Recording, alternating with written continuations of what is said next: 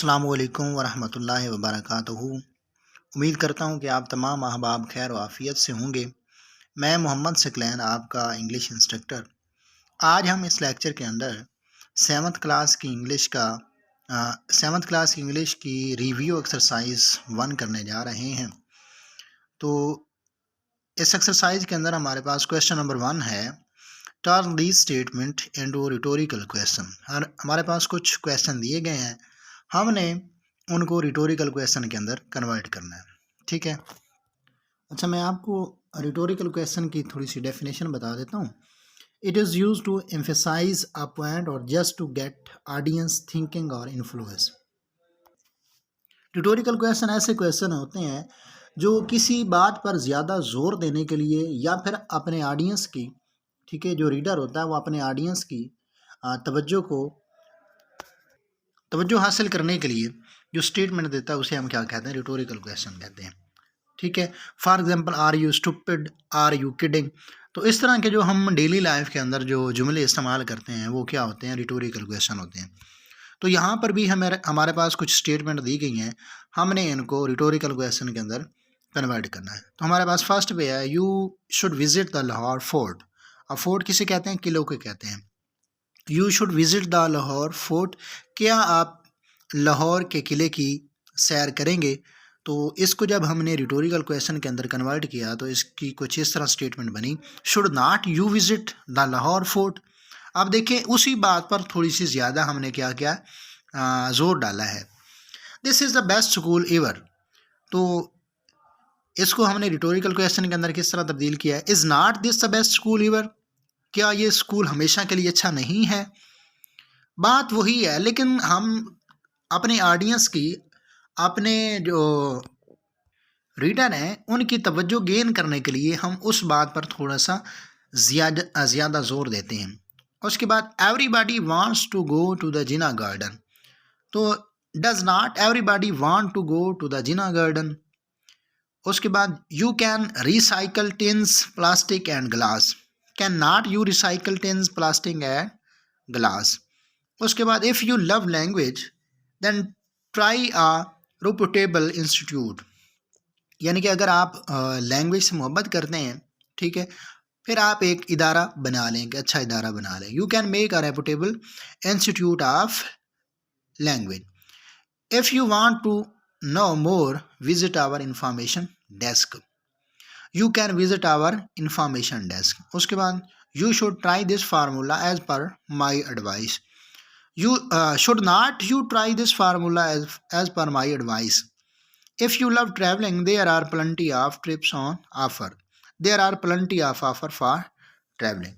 अच्छा, इसका मैं आपको फार्मूला बता देता हूँ कि किस तरीके से हमने एक, अगर हमारे पास कोई जुमला आ जाता है, कोई सेंटेंस आ जाता है, तो हमने उसको रिटोरिकल क्वेश्चन के अंदर तब्दील करना हो तो किस तरीके से कोई फार्मूला है इसका, ठीक है, कोई ट्रिक, तो मैं आपको बता देता हूँ। सबसे पहले आपने क्या लिखना है, आपने देखना है कि फ़िक्रे के अंदर जो वर्ब इस्तेमाल हुई है ना, हेल्पिंग वर्ब जो इस्तेमाल हुआ है, उसको आपने फ़िक्रे के शुरू में लिख देना है। ठीक है। उसके बाद आपने सब्जेक्ट लिख देना है, ठीक है, जो नाउन हो, प्रोनाउन जो भी हो, उसके बाद आपने सब्जेक्ट लिख देना है। उसके बाद आपने तीसरे नंबर पर बाकी जो रेस्ट आपका सेंटेंस है ना, ठीक है, rest part of the sentence वो आपने लिख देना है। ठीक है। ये जिस तरह मैंने यहाँ पर लिखा है, you should visit the Lahore fort, तो यहाँ पर देखें जो शुड था वो हेल्पिंग वर्ब था, वो मैंने फ़िक्रे के शुरू में लिख दिया। ठीक है। शुड नॉट यू, उसके बाद मैंने क्या लिखा है, हेल्पिंग वर्ब लिखा है, सॉरी, उसके बाद मैंने सब्जेक्ट लिखा है, उसके बाद बाकी जो हमारा सेंटेंस का पार्ट था वो हमने लिख दिया। ठीक है। अगर ये बात याद रख लें कि अगर फ़िक्रा सादा हो तो आपने उसको नॉट, उसके अंदर नॉट इस्तेमाल कर देना है, ठीक है, ताकि उस सेंटेंस पर ज़्यादा से ज़्यादा जोर डाला जा सके। उसके बाद ये आते हैं हमारे पास जो क्वेश्चन नंबर 2 है। क्वेश्चन नंबर 2 हमारे पास कुछ इस तरह है कि read and match the rhyming words. ठीक है। राइमिंग वर्ड्स कौन से होते हैं, वो अल्फाज होते हैं जिनकी साउंड एक जैसी होती है। ठीक है। जिस तरह ये रस्ट है, तो रस्ट को किसके साथ मिलाएंगे, मस्ट के साथ। ग्रैंड को किसके साथ मिलाएंगे, सैंड के साथ। ब्राउन को डाउन के साथ। फ्लैश को ऐश के साथ। प्राइड को ब्राइड के साथ। ठीक है। इसी तरह हाई को सह के साथ, उसके बाद स्ट्रॉन्ग को थ्रॉन्ग के साथ, माइट को फ्लाइट के साथ, अंपायर को अस्पायर के साथ, और सफ़र को रफ़र के साथ। ठीक है, रफ़र। उसके बाद हमारे पास क्वेश्चन नंबर 3 है, आंसर द फॉलोइंग क्वेश्चन। हमारे पास कुछ क्वेश्चन दिए गए होंगे, ठीक है, इसी रिव्यू एक्सरसाइज के, तो हमने उनके जवाब लिखने हैं। इनोमिनेट द मेन पॉइंट्स और rules of the last sermon of Hazrat Mohammad peace be upon him. अच्छा, क्वेश्चन टाइपिंग के अंदर एक दो मुझसे मिस्टेक हो गई हैं, वो आप ठीक कर लीजिएगा। नंबर 1 ये तो ये है एक कि इनोमिनेट्स द मेन पॉइंट्स, ऑन नहीं होना बल्कि यहाँ पर और होना है, और rules of the last Sarman. और दूसरे नंबर पर ये सरमन के स्पेलिंग यहाँ पर सी की बजाय एस होना है। ठीक है, सरमन ऑफ हज़रत मोहम्मद सल्लल्लाहु अलैहि वसल्लम। तो इसका जवाब कुछ इस तरह है, life and property of Muslim. ठीक है, नंबर 1 पे है कि मुसलमानों की ज़िंदगी और उनकी जायदाद। ठीक है, इस पर हुजूर अकरम सल्लल्लाहु अलैहि वसल्लम ने अपने आखिरी खुतबे के अंदर बात की थी। उसके बाद ब्लड ड्रेमेज एंड यूजरी। उसके बाद राइट्स ऑफ वुमेन्स। ठीक है, worship of Allah, equality, the Quran and Sunnah. ठीक है, ये कुछ बातें थी जिनको ये कुछ पॉइंट्स थे जिनको हुजूर अकरम सल्लल्लाहु अलैहि वसल्लम ने अपने आखिरी खुतबे के अंदर डिस्कस किया था। उसके बाद हमारे पास क्वेश्चन नंबर 2 है, explain the points in the last sermon of Hazrat Mohammad सल्लल्लाहु अलैहि वसल्लम। ठीक है, तो तकरीबन 7-8 पॉइंट्स थे, उनमें से हम 2-3 पॉइंट्स को एक्सप्लेन करते हैं। Holy prophet set all practices of paganism and ignorance are now under my feet. हजूर अकरम सल्लल्लाहु अलैहि वसल्लम ने क्या फरमाया कि दौर जहालत के अंदर जितनी भी बातें थी, जितने भी उनके सरगर्मियाँ थी, वो आप मेरे कदमों में है, यानी कि मैं उनको मिसमार कर दिया है, मैंने उनको मिसमार कर दिया है। उसके बाद all mankind is from Adam and Eve. ठीक है, सॉरी यहाँ पर एक और वर्ड होना, Adam and Eve. Arab has no superiority over a non-Arab, nor a non-Arab has any superiority over an Arab. A white has no superiority over a black, nor a black any superiority over a white, except by pity and good action. Except by pity and good action. उसके बाद I have left among you the book of Allah. If you hold fast to it, you shall never go astray. ठीक है, मैं आपके दरमियान एक अल्लाह ताला की किताब छोड़कर जा रहा हूँ। अगर आपने इसको सही तरीके से पकड़ लिया, यानी कि इसकी सही तरीके से पैरवी की, तो आप कभी भी गो अस्टे मीन तबाह व बर्बाद नहीं होंगे, या रास्ते से जो सिरात मुस्तकीम है उससे नहीं भटकेंगे। उसके बाद हमारे पास क्वेश्चन नंबर 3 है, right about the heroic deeds of an awardee of Nishan Haider who sacrifice his life for the nation. ठीक है, heroic deeds of an awardee, awardee से मुराद यानी कि एक ऐसा आदमी जिसने अपनी अबिलिटीज़, अपनी खसूसियात की वजह से, अपनी हीरोइक डीड्स की वजह से निशान हैदर को हासिल किया हो। Who sacrifice his life for the nation, और जिसने अपनी ज़िंदगी को, अपनी लाइफ को अपनी कौम के लिए कुर्बान कर दी हो। ठीक है, तो इसका जवाब कुछ इस तरह है। फर्स्ट नंबर पर है मेजर तुफैल मोहम्मद। इसका यानी कि जो कारनामा था वो क्या था, he retrieve the village name Lakshmipur from Indian occupation. इसने क्या किया कि एक लक्ष्मीपुर नाम का गांव था जिस पर इंडियन ने कब्ज़ा कर लिया, तो मेजर तुफैल मोहम्मद ने वो गांव दोबारा उनसे वापस लिया। He embrace martyrdom by protecting the honour of his nation and received Nishan Haider, और अपने मुल्क कौम की हिफाजत करते हुए इसने जाम शहादत नोश किया, और उसके बाद इनको निशान हैदर से नवाजा गया। ठीक है, उसके बाद Rashid Minhas, young Rashid regain control and force the plane to crash just 32 mile from the Indian border. ठीक है, इसने क्या किया कि इसका जो इंस्ट्रक्टर था, जो इसको सिखा रहा था, उसने प्लान कोशिश की कि वो इंडिया बॉर्डर की तरफ ले जाए, यानी कि इंडिया की तरफ ले जाए। इसने क्या किया कि वो उससे कंट्रोल वापस लिया, रिगेन कंट्रोल और फोर्स टू प्लान, और उसने कोशिश की कि ये जो प्लान है इसका वो वापस अपने मुल्क की तरफ लेकर आए। फेलिंग टू डू सो, लेकिन ऐसा ना कर सका। He did the only thing, लेकिन इसने एक ही काम किया with in his control to prevent the aircraft from being taken to India and deliberately sacrifice his life for the honor of Pakistan. ठीक है, तो इंडिया की तरफ जाने की बजाय ये इसने जो इसका एयरक्राफ्ट था, ठीक है, जो इसका प्लेन था उसको वापस लेकर आया और रास्ते में वो क्रैश हो गया। उसके बाद हमारे पास क्वेश्चन नंबर 4 है, how do we pay homage, homage mean एहतराम, टू दोज, उन लोगों को, मिलिट्री हीरोज़, ठीक है, who laid down their lives for the country. ठीक है, हम उन मिलिट्री हीरोज़ को जिन्होंने अपने वतन के लिए ज़िंदगी कुर्बान कर दी, उनका कैसे एहतराम करते हैं, उनको कैसे इज़्ज़त देते हैं। The nation remembers them as a national heroes due to their bravery and supreme sacrifices. उसके बाद क्वेश्चन नंबर 5 है हमारे पास, which values should a nation possess to increase its national pride। ठीक है, वो कौन सी वैल्यूज़ हैं, कि कौन सी इकदार हैं, ठीक है, जिनकी वजह से एक कौम अपना जो प्राइड है, अपना जो गरूर है वो बढ़ा सकती है। ठीक है, वो कौन कौन सी हैं। नंबर 1 ऑनेस्टी, ईमानदारी, ब्रेवरी, बहादुरी, एक्टिवनेस, स्ट्रॉन्ग वाइल्ड यानी कि मुस्तकिल मिजाजी, devotion and patriotism are some values which can increase the pride of nation. उसके बाद क्वेश्चन नंबर 6 है हमारे पास, what is the general message of the poem a nation strength. ठीक है, इसका क्या मैसेज था, क्या पैगाम था इस पोएम का, अ नेशन स्ट्रेंथ का। ठीक है, जिसको हमने प्रीवियस लेक्चर के अंदर तफसीलन डिस्कस किया था। In this tiny poem the poet reveal the secret of nation strength. ठीक है, यानी कि इस पोएम के अंदर जो एक कौम की स्ट्रेंथ यानी कि जो ताकत होती है उसका सीक्रेट उसने ज़ाहिर किया है। The poet asked several question to discover the secret of nation strength and he himself answer these question. तो सबसे पहले उसने यानी कि ये क्वेश्चन किए थे, उसके बाद दूसरे इस पोएम के स्टांजा के अंदर उसने खुद जवाब दिए थे।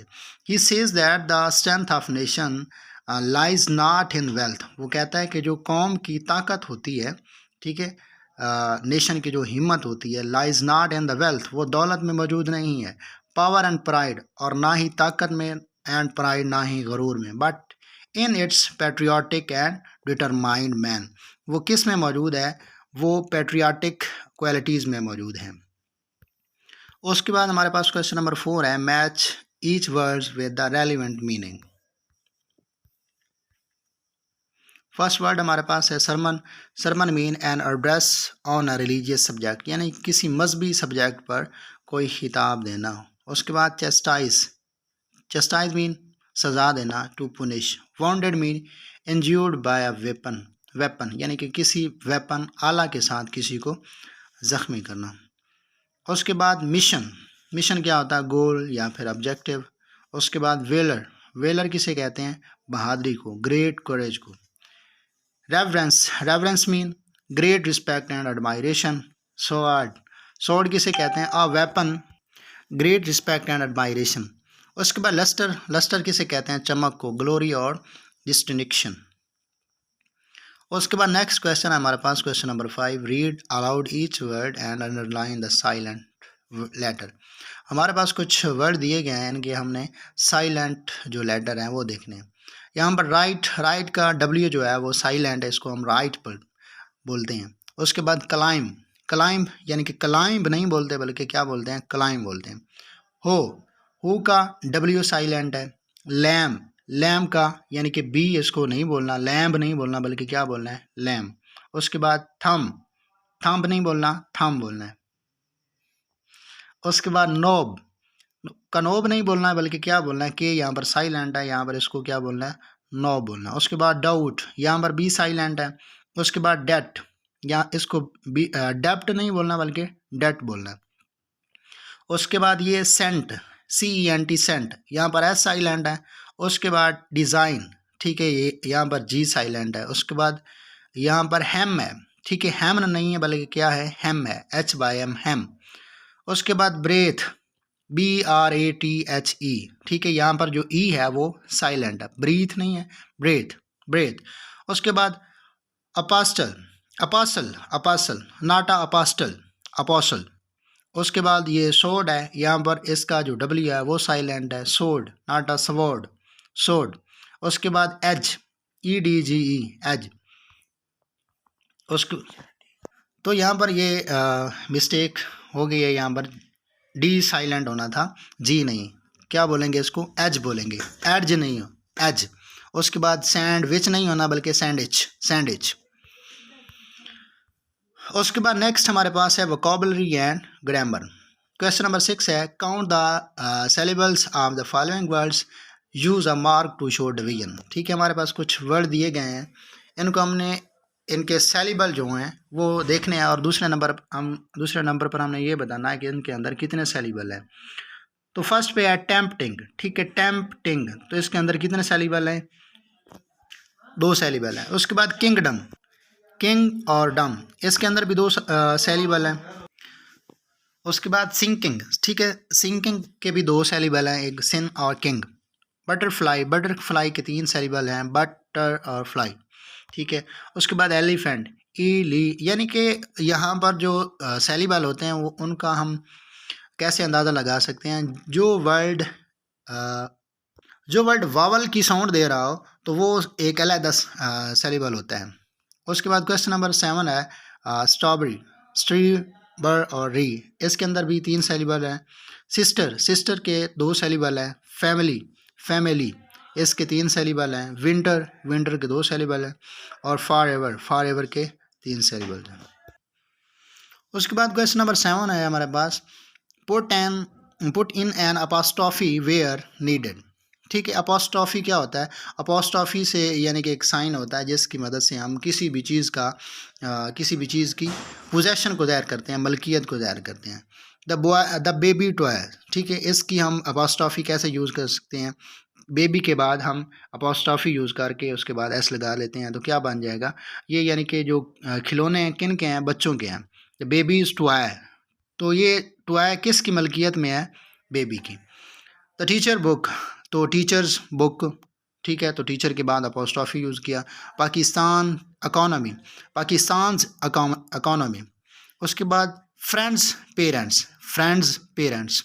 ठीक है, माई ब्रदर बाईसाइकिल, तो यहाँ पर बिरादर्स बाईसाइकिल, बिरादर के बाद अपोस्ट्रोफी यूज़ करके हमने एस लगा दिया।